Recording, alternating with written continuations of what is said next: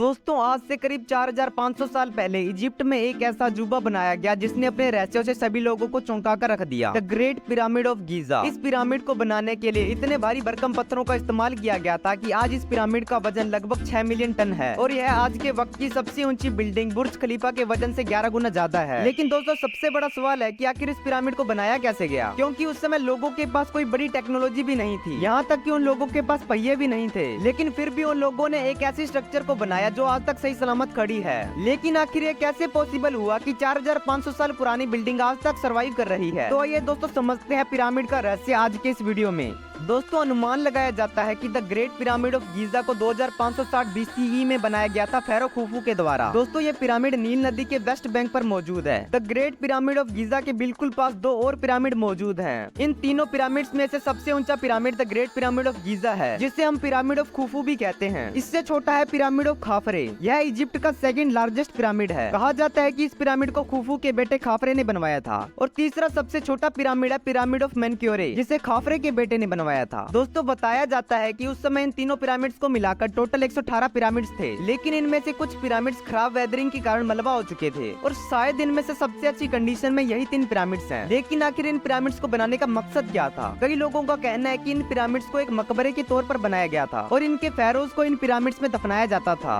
दरअसल दोस्तों ancient Egyptians after life में विश्वास रखते थे। इनका मानना था कि मरने के बाद हमारी लाइफ खत्म नहीं होती, बल्कि हमारी आत्मा अंडरवर्ल्ड में जाती है, जहाँ भगवान हमारे द्वारा किए गए पाप और पुण्य के आधार पर हमें जज करते हैं। और जिन लोगों ने अपनी पूरी जिंदगी में सिर्फ अच्छे काम किए हैं उन्हें इस आफ्टर लाइफ में जिंदा रखा जाता है। और इस आफ्टर लाइफ के लिए पहले से ही प्रिपेयर रहने के लिए वहाँ के राजा अपने लिए टूम्स बनवाते थे और बहुत सारा फूड, ज्वेलरी, फर्नीचर, क्लोथ्स जैसी बहुत सारी चीजों को अपने साथ पिरामिड के अंदर रखते थे। और फिर मरने के बाद इनकी बॉडीज पर सफेद कपड़े को लपेटकर लकड़ी या फिर पत्थर से बने कॉफिन्स में दफनाकर रख दिया जाता था। दोस्तों इसके बाद 20वीं सदी में परमिट लेने के बाद आर्कियोलॉजिस्ट ने इस पिरामिड का कोना कोना छान मारा, लेकिन उन्हें इन पिरामिड्स में सिर्फ 3 रेलिक्स मिले और एक खाली कॉफिन। माना जाता है कि यह कॉफिन खुफू का था और इस पिरामिड में मौजूद सारे खजाने को कोई लूट कर ले गया। दोस्तों अब आते हैं सबसे बड़े सवाल पर कि इस पिरामिड को बनाया कैसे गया था। आखिर उस जमाने में लोगों ने कैसे 147 मीटर ऊंची बिल्डिंग खड़ी की। इस पिरामिड को इतने बड़े बड़े पत्थरों से बनाया गया है कि इनका वजन 2.5 टन से लेकर 80 टन तक है। और कैसे इन भारी भरकम पत्थरों को एक के ऊपर एक लगाकर रखा गया, जिस समय उनके पास पहिए भी नहीं थे। माना जाता है कि इस पिरामिड को बनाने में करीब 20 सालों का समय लगा था। कंस्ट्रक्शन मटेरियल की बात की जाए तो इसमें 5.5 million ton limestone, 5 lakh ton mortar और 8000 टन ग्रेनाइट का इस्तेमाल किया गया था। लेकिन दोस्तों सोचने वाली बात है कि आखिर इन पत्थरों को काटा कैसे जाता था। तो उस समय कॉपर मेटल का यूज टूल्स बनाने के लिए किया जाता था